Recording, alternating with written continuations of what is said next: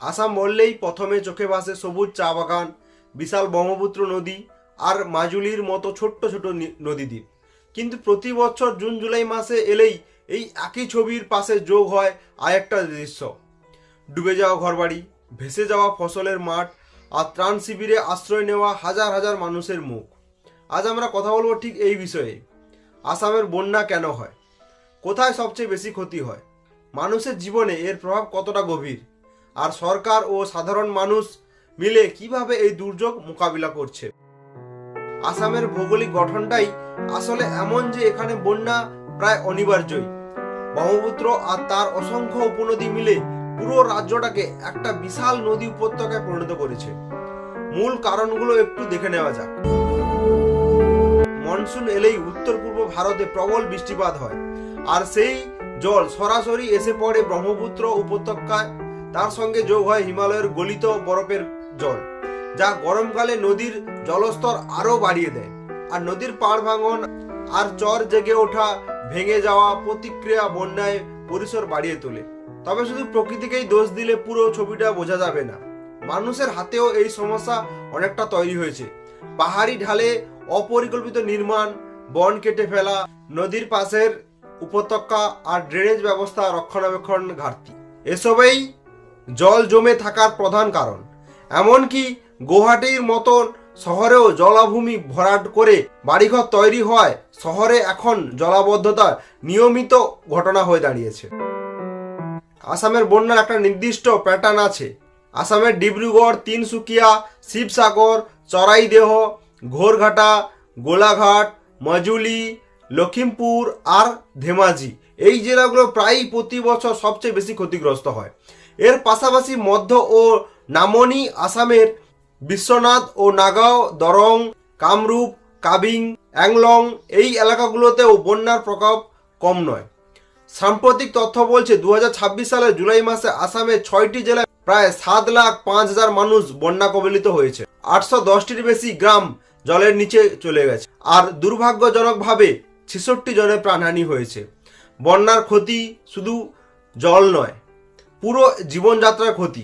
বন্যা মানে শুধু ঘরে জল ঢোকা নয়, এটা একটা মানুষের গোটা জীবনযাত্রাকে ওলট পালট করে দেয়। প্রথমেই আসা যাক জীবন আর নিরাপত্তার কথায়। যেসব পরিবার এখনো মাটির ঘর বা বাঁশ কাঠের ঘরে থাকেন, তাদের ঘরবাড়ি সবচেয়ে বেশি ক্ষতিগ্রস্ত হয়। আর চর অঞ্চলের বাসিন্দারা তো নদীর ভাঙনে স্থায়ীভাবেই তাদের ভিটেমাটি হারিয়ে ফেলেন। কৃষির কথা বললে ছবিটা আরও করুণ। হাজার হাজার হেক্টর ধানক্ষেত, সবজি আর ফসলের বাগান জলের নিচে চলে যায়। গত বছর অর্থাৎ 2025 সালে প্রায় 75,000-এর বেশি গবাদি পশু পাখি বন্যার কবলে পড়েছিল। মাছ চাষের পুকুরও ভেসে যায়, ফলে অনেক পরিবারের রুজি রোজগারের একমাত্র উৎসটাই হারিয়ে যায়। রাস্তাঘাট, ব্রিজ, বিদ্যুতের খুঁটি সবকিছু বন্যা জলে ডুবে যায় বা ভেঙে যায়। ফলে উজনি আর নামনি আসামের মধ্যে যোগাযোগ ব্যাহত হয়, ফোন নেটওয়ার্ক বন্ধ হয়ে যায়, স্কুল কলেজ বন্ধ রাখতে হয়, পরীক্ষা পিছিয়ে যায়, আর স্বাস্থ্য কেন্দ্রগুলোতে চাপ বেড়ে যায়। ডায়রিয়া, জন্ডিস আর চামড়ার নানা রোগে আক্রান্ত রোগীর ভিড়ে। আর যাদের দিন আনি দিন খাই অবস্থা, দিনমজুর কৃষক, তাদের জন্য বন্যা মানেই কয়েক সপ্তাহের জন্য উপার্জন পুরোপুরি বন্ধ হয়ে যাওয়া। এই আর্থিক ধাক্কা থেকে সামলে উঠতে অনেক পরিবারের মাস পেরিয়ে যায়।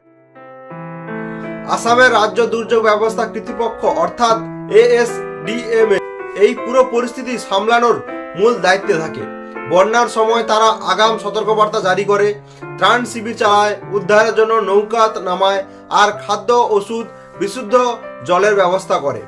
সম্প্রতি বন্যায় প্রায় 274টি ত্রাণ শিবির চালু করা হয়েছে, আর উদ্ধারের কাজের জন্য প্রায় 56টি নৌকা নামানো হয়েছে।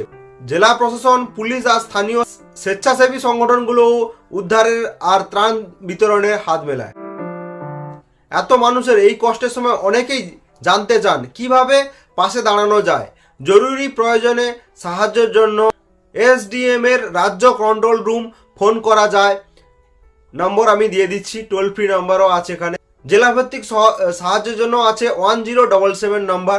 আর যারা আর্থিকভাবে পাশে দাঁড়াতে চান, তারা আসাম মুখ্যমন্ত্রী ত্রাণ তহবিল সরাসরি অনুদান দিতে পারেন সরকারি ওয়েবসাইট cm.assam.government.in এর মাধ্যমে। এছাড়াও বিশেষ কিছু সংগঠনও মাঠে নেমে কাজ করছে, যেমন বাল রক্ষা ভারত, যারা বিশেষভাবে বন্যা কবলিত শিশু আর পরিবারগুলোর জন্য কাজ করছে, আর Assam foundation of North America, যারা স্থানীয় সংগঠনগুলোর মাধ্যমে খাদ্য, বিশুদ্ধ জল আর আশ্রয়ের ব্যবস্থা করছে। দান করার আগে সবসময় সংশ্লিষ্ট সংস্থার অফিসিয়াল ওয়েবসাইট থেকে হালনাগাদ তথ্য যাচাই করে নেওয়াই ভালো, কারণ পরিস্থিতি আর প্রয়োজন দিনে দিনে বদলাতে থাকে। দীর্ঘমেয়াদী সমাধান কি হতে পারে? প্রতি বছর একই দুর্যোগ ফিরে ফিরে আসছে বলে এখন সময় এসেছে দীর্ঘমেয়াদী সমাধানের কাজ ভাবার।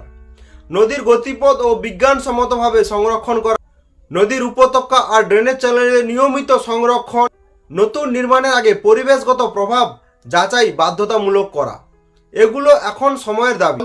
পাহাড়ি ঢালে গাছ লাগানো আর বন সংরক্ষণ করলে জল শোষণের ক্ষমতা বাড়ে। চর অঞ্চলের বাসিন্দাদের জন্য দরকার স্থায়ী ঘর, শিক্ষা আর জীবিকার আলাদা নীতি, আর স্যাটেলাইট ও ডেটা বিশ্লেষণ মাধ্যমে আগাম সতর্কতা ব্যবস্থা যত উন্নত হবে, ততই মানুষ সময় মতো নিরাপদ জায়গায় সরে যেতে পারবে। গ্রাম পর্যায়ে বন্যা প্রস্তুতি কমিটি গঠন আর উদ্ধার প্রশিক্ষণ এবং এক্ষেত্রে বড় ভূমিকা রাখতে হবে। আসামের বন্যা শুধু একটা প্রাকৃতিক দুর্যোগ নয়, এটা লাখো লাখো মানুষের জীবনযাত্রা, পরিবেশ আর নীতি নির্ধারণের একটা গভীর। প্রকৃতিকে পুরোপুরি থামানো যাবে না ঠিকই, কিন্তু সঠিক পরিকল্পনা, সময় মতন প্রস্তুতি আর সবার মিলিত চেষ্টাই ক্ষতির পরিমাণ অনেকটাই কমিয়ে আনতে পারে। আপনার আশেপাশে কেউ যদি এই মুহূর্তে সাহায্যের হাত বাড়াতে চান, একটা ছোট্ট অনুদান বা একদিনের স্বেচ্ছাসেবাও অনেকের কাছে অনেক বড় স্বস্তি হয়ে দাঁড়াতে পারে। ধন্যবাদ।